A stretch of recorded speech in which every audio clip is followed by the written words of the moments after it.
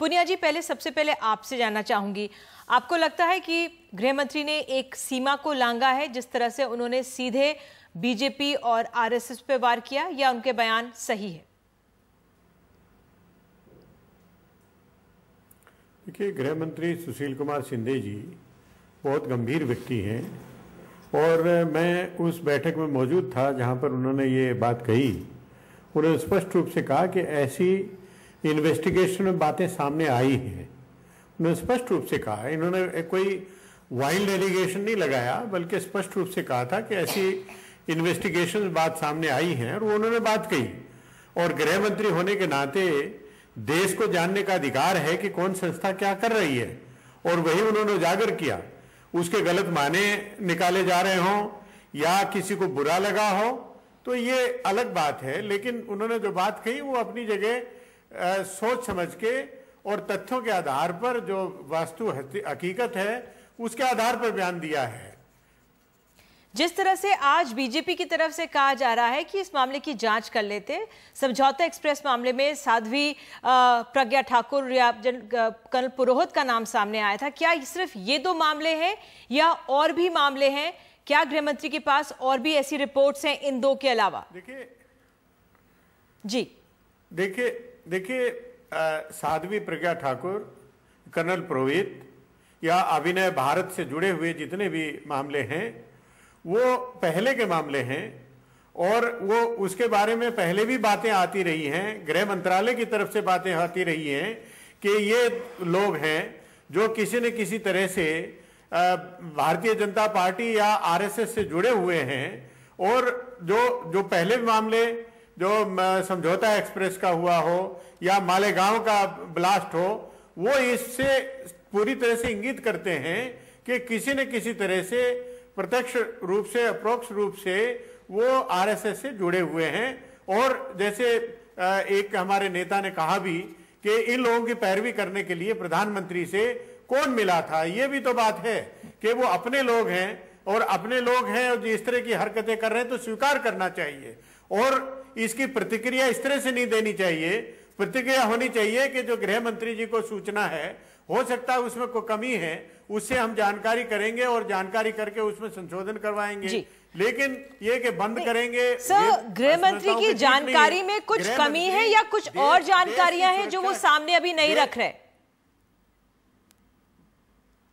देखिए, देश की सुरक्षा की जिम्मेवारी गृह मंत्री को है और गृह मंत्री उस जिम्मेवारी का निर्वहन करते हुए उन्होंने अपनी बात कही है। उनके पास कोई अलग मामले हैं, उन्होंने कहा कैंपों में इस तरह की बातें आई हैं, तो वो खुलासा वो खुद करेंगे, उसकी जानकारी हमको उस बैठक में नहीं दी, लेकिन उन्होंने स्पष्ट रूप से कहा कि इन्वेस्टिगेशंस में ये बातें सामने आई हैं कि जो कैंप लगते हैं उसमें किसी न किसी तरह से आतंकवाद को बढ़ावा देने की, उनको ट्रेनिंग देने की बात रही है। ठीक है सर। नीना जी, आप इस बयान को, शिंदे जी के इस बयान को जो उन्होंने कांग्रेस के सम्मेलन में कहा, चिंतन शिविर में कहा, आप कैसे देख रही हैं?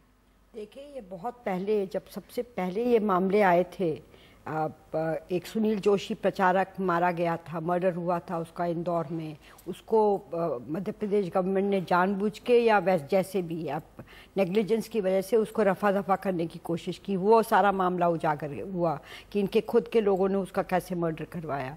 प्रज्ञा सिंह ठाकुर का आया, उसमें अडवाणी जैसे व्यक्ति और राजनाथ जो टॉप लीडरशिप में, दोनों ने बहुत सख्त बयान दिया। उसके बाद चुप्पी साधी, जब क्योंकि काफ़ी उसके एविडेंस आ गया कि प्रज्ञा सिंह ठाकुर का जो मोटर बाइसिकल था, जो उसका था, जो वहाँ पाक हुआ था मालेगांव ब्लास्ट में, समझौता एक्सप्रेस में कई लोगों ने कन्फेशन कर दिया है।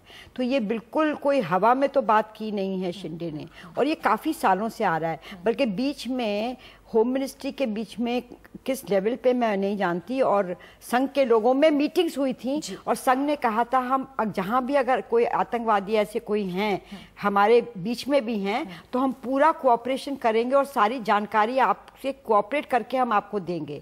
तो ये कहना कि संघ ही करवा रहा है वो अलग बात है, मगर संघ के भीतर कुछ एलिमेंट्स ऐसा कर रहे हैं, कुछ एलिमेंट्स की बात होती है, यही मैं आपसे क्या जानकारी, कैसे, पूरी जानकारी तो इन्वेस्टिगेटिव एजेंसीज के पास होगी। हाँ। हमारे पास तो है नहीं, मतलब हम तो उतना ही जानते हैं जितना कुछ अखबारों में निकला भी है। तो कुछ एलिमेंट्स की बात की आपने, सर आप कैसे आंक रहे हैं इस बयान को? देखिए, चीज़ें जो सामने आई हैं उसमें काफ़ी चीज़ें ये बताती हैं कि इनका इन्वॉल्वमेंट हो सकता है।